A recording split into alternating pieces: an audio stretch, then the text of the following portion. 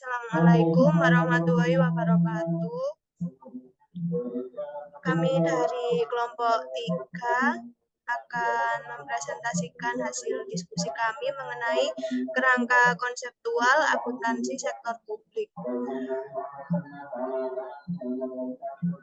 Untuk selanjutnya, anggota dari kelompok kami yaitu ada saya sendiri, Laila Aprilia dengan NPM 140. Kemudian ada rekan saya, Abdin Gusti Arasid dengan NPM 162 dan ada Dwi Ivani dengan NPM 074.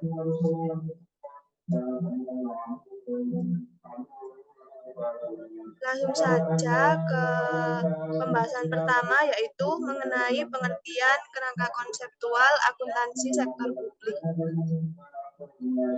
Kerangka konseptual merupakan acuan dan juga pengembangan dalam standar akuntansi dan solusi atas berbagai hal yang belum diatur dalam standar tersebut. Kemudian, kerangka konseptual akuntansi sektor publik merupakan konsep yang mendasari penyusunan dan penyajian laporan keuangan dalam sektor publik untuk kepentingan eksternal.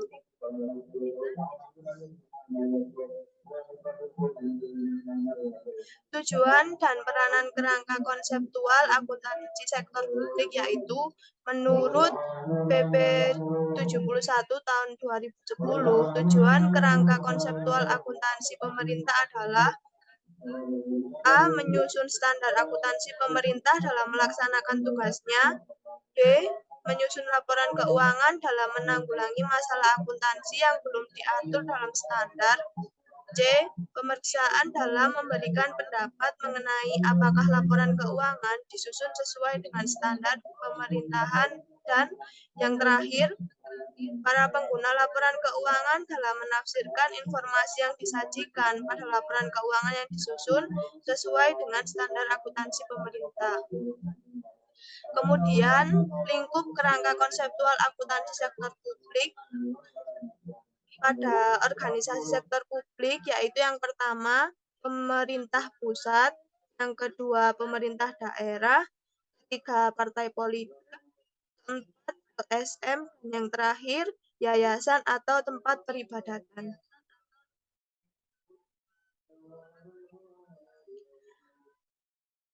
Kemudian ada asumsi akuntansi sektor publik.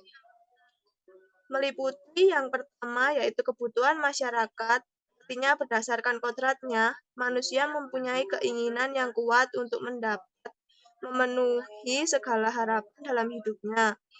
Yang kedua, alokasi sumber daya yang berarti perencanaan untuk memenuhi kebutuhan masyarakat hanya akan tercapai jika ada sumber daya yang mendukungnya. Yang ketiga, ketaatan hukum atau peraturan sumber daya memerlukan sebuah mekanisme pengelolaan agar yang ada di dalam perencanaan dan penganggaran dapat berjalan. Yang keempat, dasar akrual untuk mencapai tujuan basis pelaporan keuangan sektor publik adalah dasar akrual di mana pengaruh transaksi dan peristiwa lain diakui pada saat kejadian atau dan bukan pada saat kas atau setara kas diterima atau dibayar. Dicatat dalam catatan akuntansi serta dilaporkan dalam keuangan pada periode yang bersangkutan.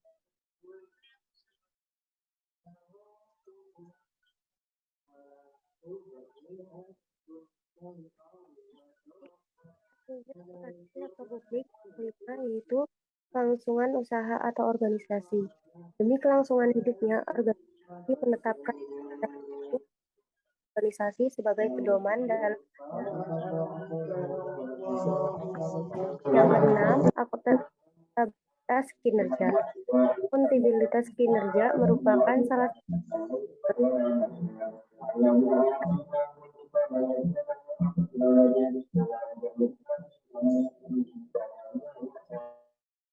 ya.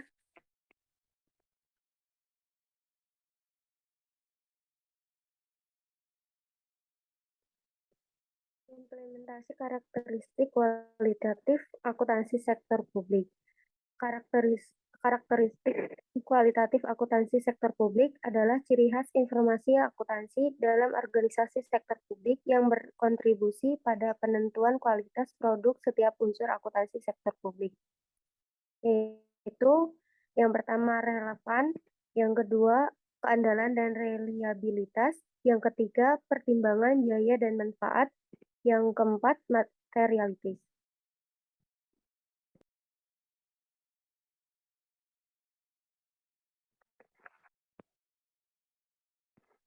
Kualitas perencanaan publik. Agar perencanaan efektif, ada banyak hal yang seringkali menjadi halangan, seperti kegagalan manajemen dalam memahami sistem yang tengah terjadi di sekitar area organisasi.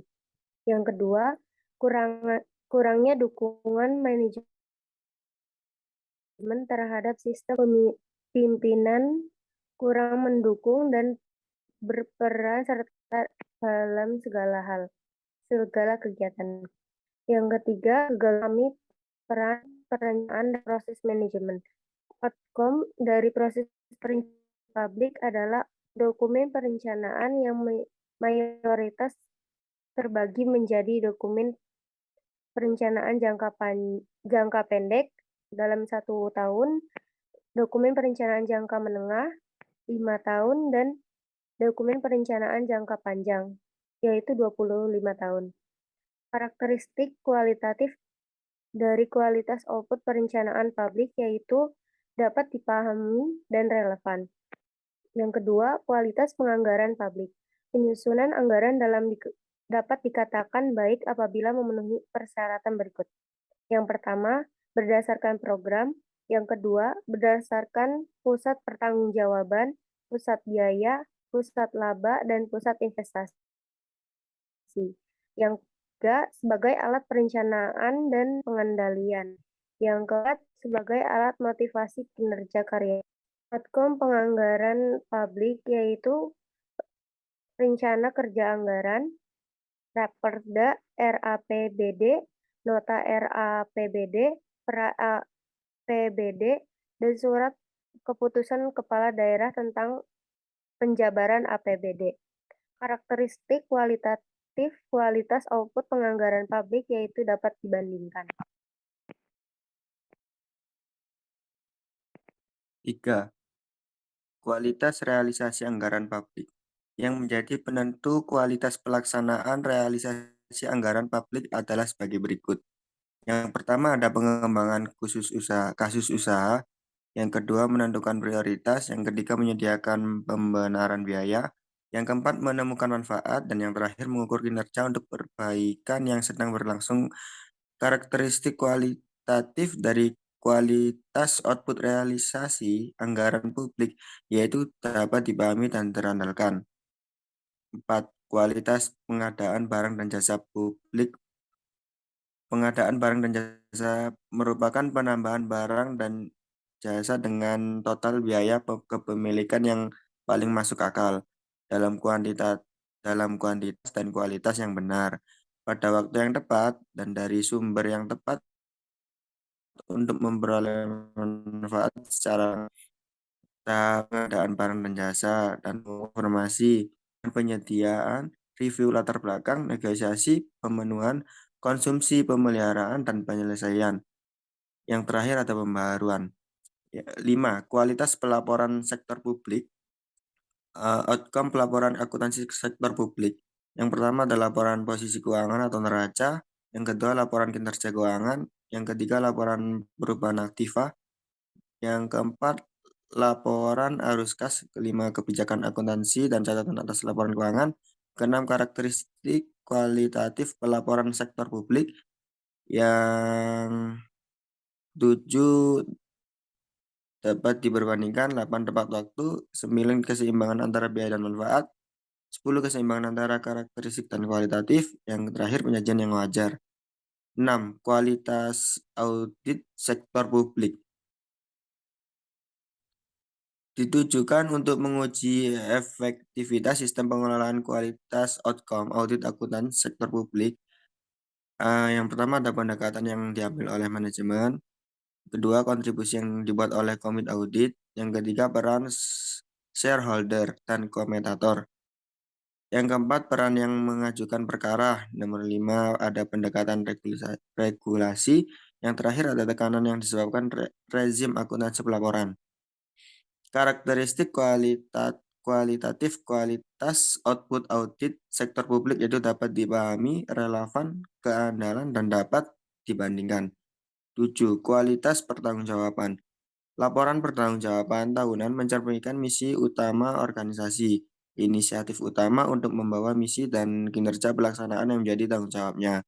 Outcome pertanggungjawaban publik. Yang pertama, mempersiapkan dan menyusun rencana strategik. Yang kedua, merumuskan visi, misi, faktor-faktor kunci keberhasilan, tujuan, sasaran, strategi organisasi publik. Yang terakhir, merumuskan indikator kinerja organisasi publik dengan berpedoman pada kegiatan yang dominan. Menjadi isu global dan kritis bagi pencapaian visi dan misi organisasi sektor publik. Memantau dan mengamati pelaksanaan tugas pokok, fungsi, dan seksama.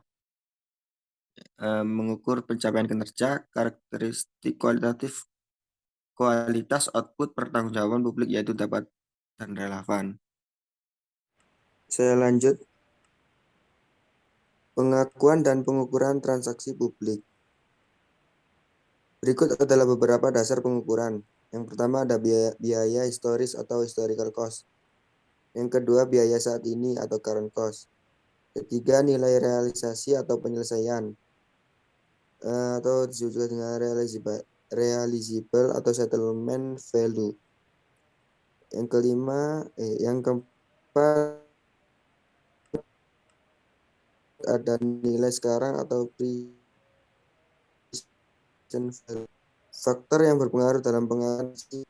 Satu, ada probabilitas manfaat ekonomi masa depan. Kedua, kendala pengukuran. Aktiva. Segala sesuatu yang manfaat ekonomisnya di masa depan atau jasa potensialnya akan diterima oleh organisasi yang akan muncul pada laporan posisi keuangan. Kewajiban akan diakui pada laporan posisi keuangan jika pengeluaran memberikan manfaat ekonomi yang kemungkinan dilakukan untuk menyelesaikan kewajiban sekarang dan jumlah yang harus diselesaikan dapat diukur dengan andal. Ekuitas. Jumlah ekuitas yang tercantum pada laporan posisi keuangan tergantung pada pengukuran aktiva dan kewajiban. Pendapatan diakui pada laporan jika kenaikan manfaat di masa akan datang berkaitan dengan peningkatan aktiva atau penurunan kewajiban. Biaya diakui pada laporan kinerja keuangan jika penurunan manfaat ekonomi di masa depan yang berkaitan dengan penurunan aktiva atau juga peningkatan kewajiban yang telah terjadi dan dapat diakui dengan andal. Terima kasih. Sekian presentasi dari kelompok kami. Kurang lebihnya mohon maaf. Wassalamualaikum warahmatullahi wabarakatuh.